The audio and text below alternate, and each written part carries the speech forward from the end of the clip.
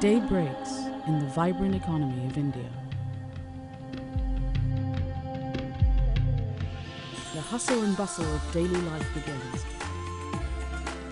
Markets come alive early in the day, bursting with frenzied activity, while around them, commuters are scurrying to get to work. The traffic is a mess. But through all the mayhem, this age-old civilization, with its many challenges, is emerging as an economic force to contend with.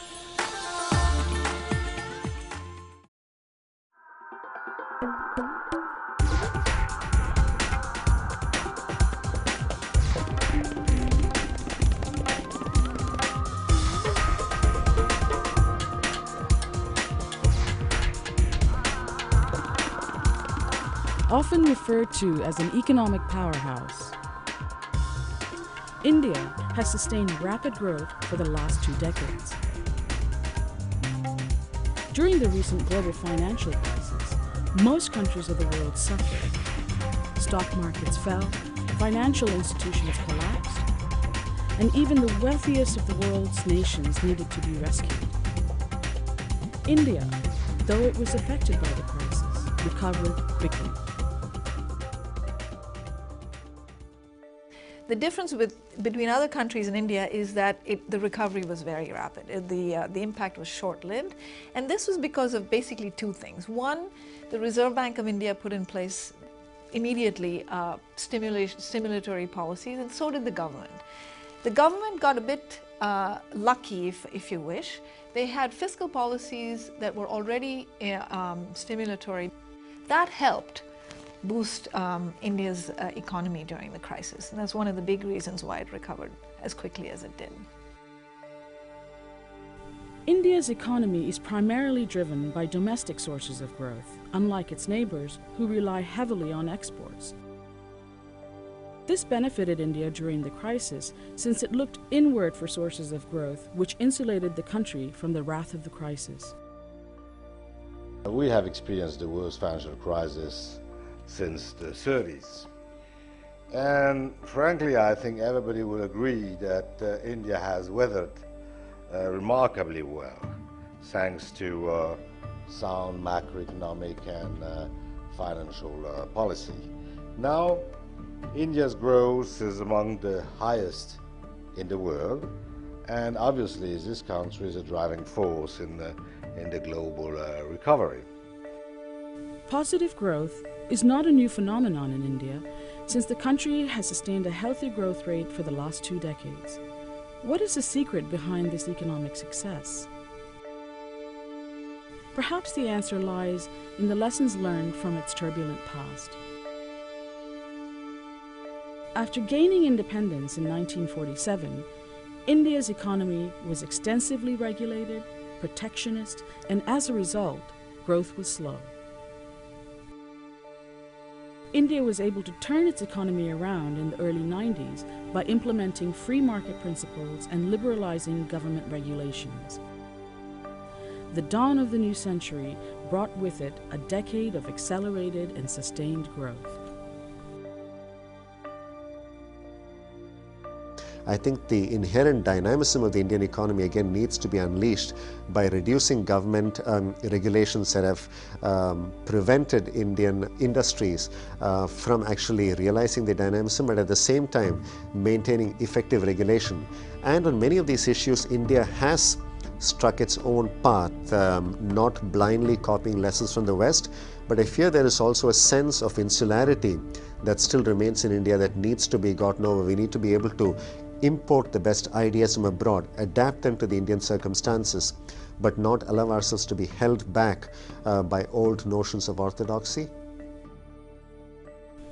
Today, India's economy is as diverse as the people that live in it. There are a number of occupations ranging from traditional village farming to modern industries. Though still famous for its booming film industry, India has reached star status in other areas too, such as the high-tech industry and the service industry. India has followed a very different path of development relative to most other economies. The traditional path of development is where you go from being an agriculture-led economy to being heavy in terms of industry and then move into services. Now, India skipped that middle stage altogether and went straight from agriculture, and in fact, agriculture is still very important for the economy, but services have become more important. Now, this is not necessarily a good thing. In large part, why this happened is because there were certain restraints in the Indian economy. So large industries in particular are subject to a lot of difficulties in terms of the operating environment. So almost by default, the services sector had to take on the burden of growth, and the services sector, which is much less tightly controlled in terms of labor market regulations or other government regulations, had the space to expand. With so much emphasis being placed on the service sector, won't the growth in the other sectors be affected? Recently, there has been an urgent call by policymakers to rebalance global growth. But what does this rebalancing mean in the Indian context? India is quite contrarian to other emerging economies in the sense that our drivers of growth have been largely domestic. Exports, for example, constitute only 15% of our GDP. So in terms of rebalancing, actually we should be going in the other direction, increasing our external sector, increasing our exports, for example, even as we continue to emphasize domestic drivers, that is private consumption and investment. The second rebalancing we have to do is to shift from services to manufacturing. As much as we continue to emphasize services, we need to place greater emphasis on the manufacturing sector for both creating jobs as well as reaching double-digit rates of growth. There are imbalances in other areas of the economy as well. Roads are in disrepair, access to water and electricity is dismal, and mass transit abhorrent. One of the key ingredients to running the country more efficiently lies in developing its infrastructure and enhancing its financial structure. For those people who visited India, they can see how poor the infrastructure is in many areas. And this is what's been holding up manufacturing. And I mean specifically electricity. You can't run a factory plant if you have 20 hours of brownouts or blackouts. And you have to generate your own power. It's very expensive, it's inefficient, it's damaging to the environment. Infrastructure has been described, including by me, as India's Achilles heel. You have difficulty in moving your goods from either the farm or your factory to the ports and airports, or to even towns and villages around you. So infrastructure is in fact the key focus of economic policy. Fortunately, this government has really seized on this and has made it a priority.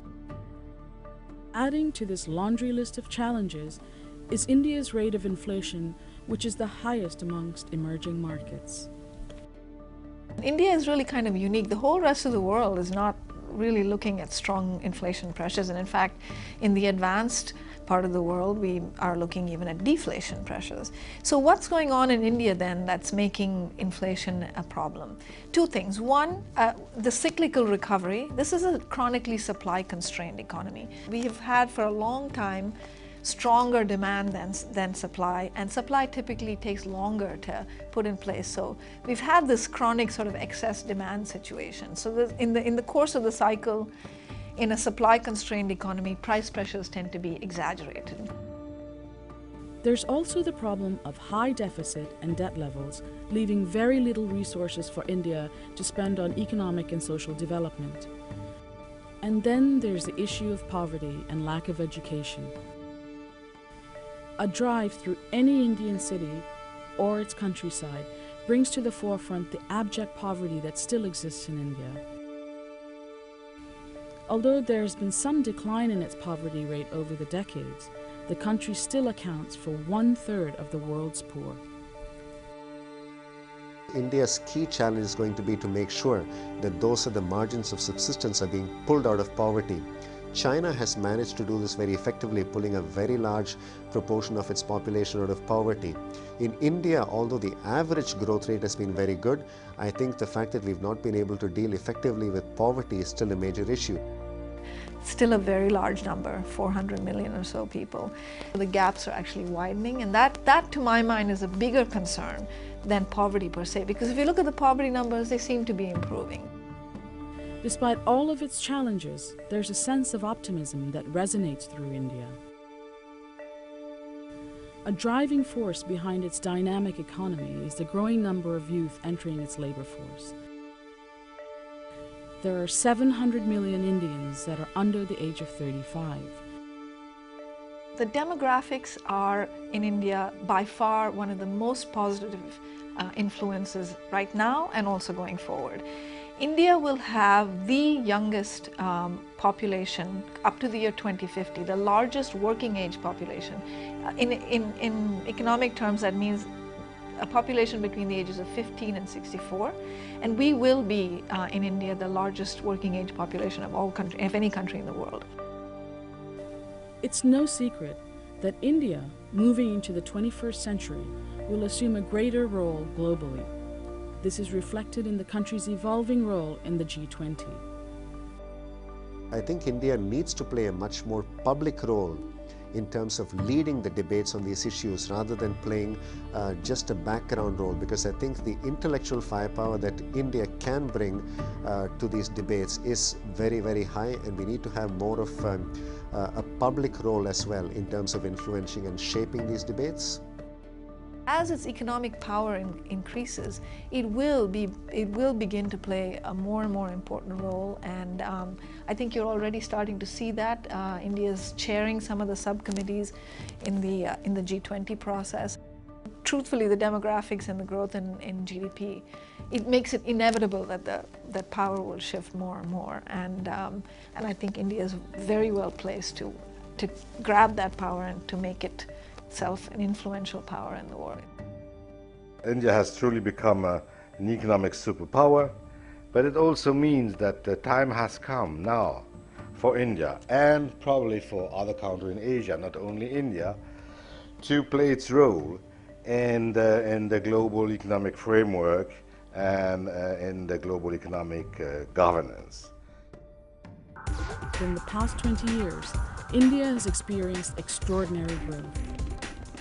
The country's resilience and its people's pride and determination brings with it a promise of a brighter future.